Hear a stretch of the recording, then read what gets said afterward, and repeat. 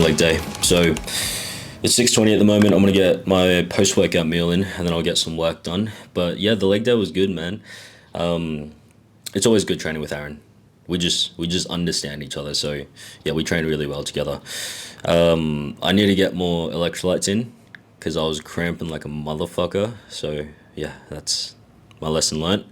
It would have been the steps as well, because I'm normally doing around about like 3,000, 4,000 steps before training, but here, because I walk everywhere, right, I think I started training at like 8,000 steps, and it was just more than what I was used to. So yeah, just more hydration, more electrolytes, and I went cramp. So sweet, I'll get on with my day. I'll be in bed by 9, waking up at 5 to do cardio.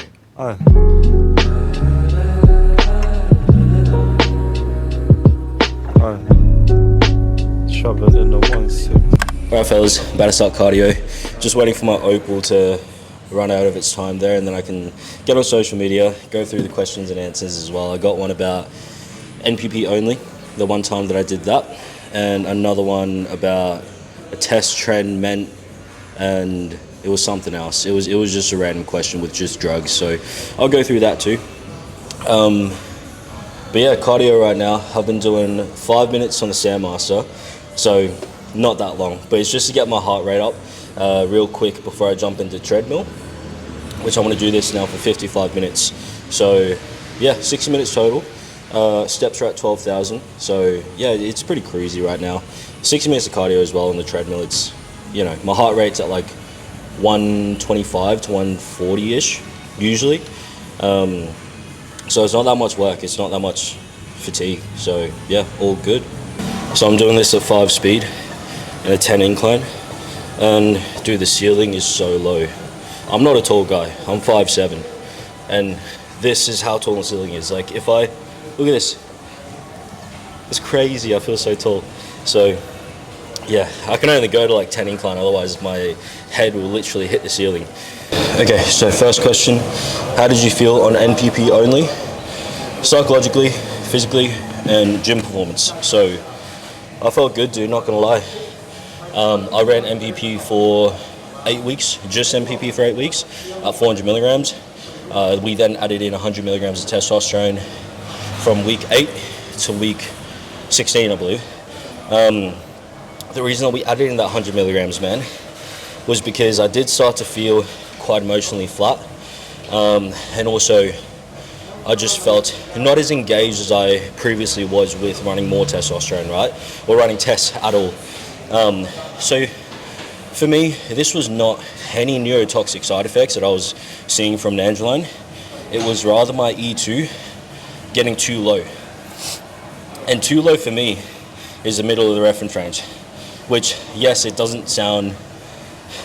sounds unorthodox, but for me, I've never ever been within the reference range of estradiol. Ever since I started using PEDs, I've always been double, triple, if not sometimes quadruple the reference range in estradiol.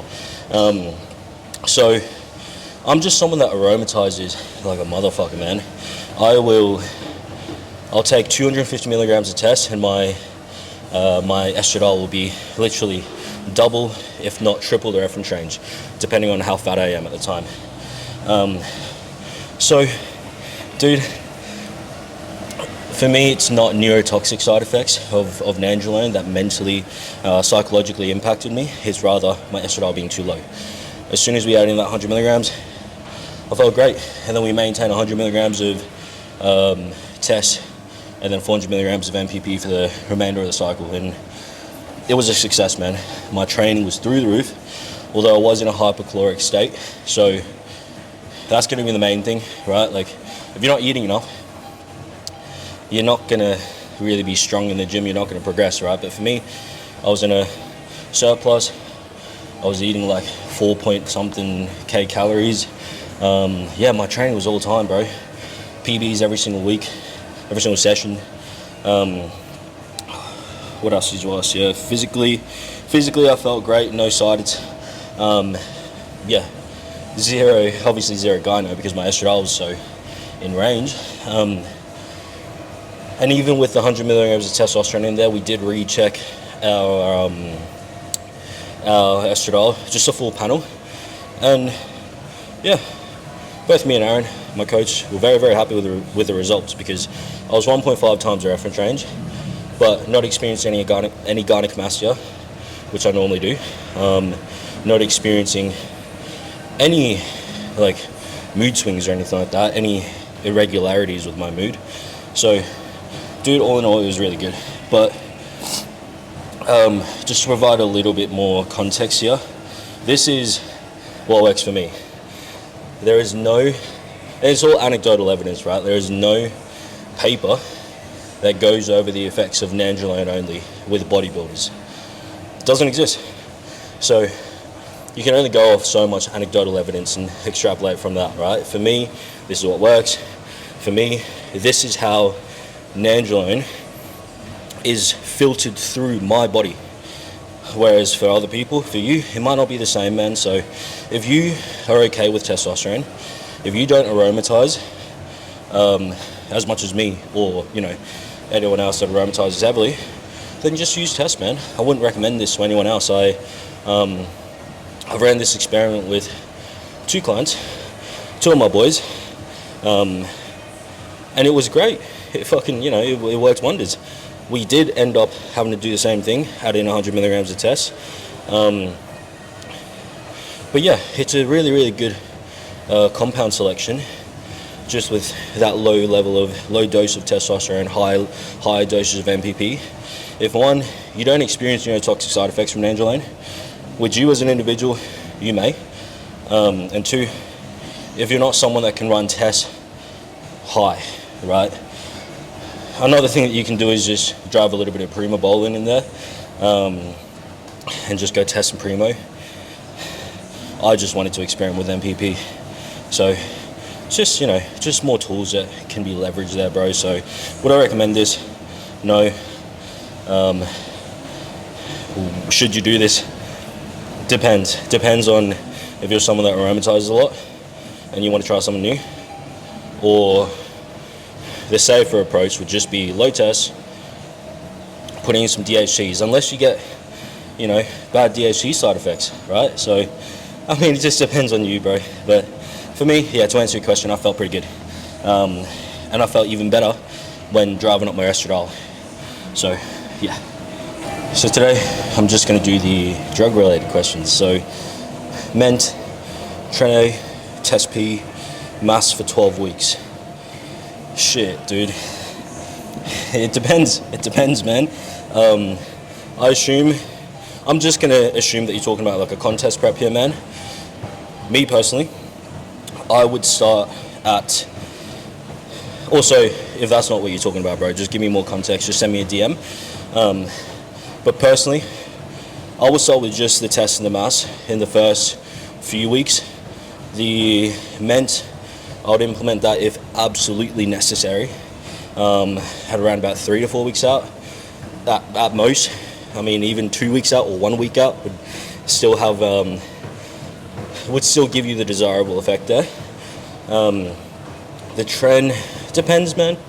It depends. It depends on your tolerance for the Tren as well. Like if you're someone that doesn't really notice many negative side effects, then yeah, you can implement that at maybe like 10 milligrams a day. It's like 70 milligrams per week, maybe at like 6 to 8 weeks out, maybe. And maybe escalate to like 140-ish by the end of it, right? So I'm talking like 2 to 3 weeks out of the show. This is if you absolutely need it, bro. Let's say, for example, you're like 10 weeks into this, just on test and mass, and you look fucking peeled and epic and full of pumps, and you just look fucking stage ready, then, bro, don't change shit, man. Don't add in the Tren or the Ment just because you think it's gonna give you that extra percentage, because likely, yeah, it will, but it'll also bring you a lot of side effects too, man. So it's something that you can experiment with, especially with using something like a Ment or a Tren acetate as well, man. It's something that you can leverage quite quickly because it's a fast-acting ester, right? So yeah, it really depends, bro. Go with this on a on a needs basis, titrate, add things in on a needs basis, and look, dude, if it doesn't give you the desirable result, if it brings more harm than good, if you get your bloods done and it looks like shit, or if you start to look more like shit from inflammation, from side effects, whatever it may be, then remove it, bro. Don't power through it, remove it. Just stick with, I don't want to say the basics, because test and Mast is not the basics, but just stick with what is more predictable, right? Which is going to be the test and the Mast there. So that's the best that I can answer your question, bro. If you want to give me more context there, man, I'm more than happy to help out further if I'm able to.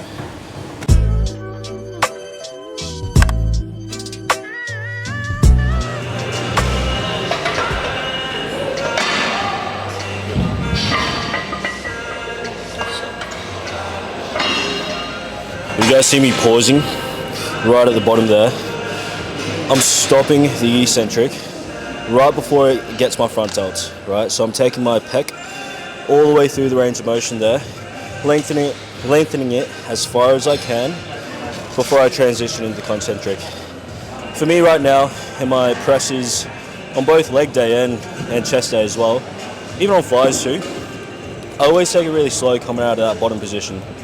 It's just better accuracy for me that way, especially with me being at 7 weeks out. I don't really want to risk injury as well. You know, if I jolt into that concentric, it just takes a lot of the tension away. And when it comes to bodybuilding, dude, we're trying to create as much stimulus, as much tension as possible with minimal weight, with minimal fatigue to us. So that's why I'm pausing. That's why I'm really slowing it down when going into the concentric, controlling that change of direction.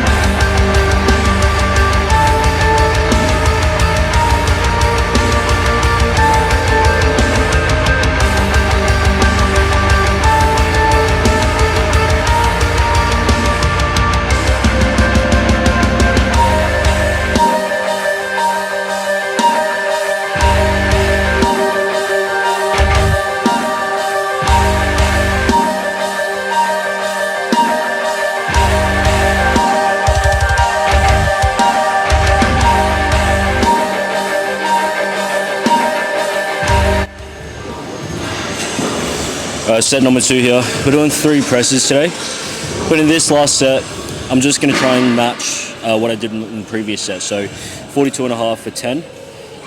Aaron's going to help me with this because I'm getting too light now. I'm 81 kilos, so yeah, I'll fall over if I don't get help.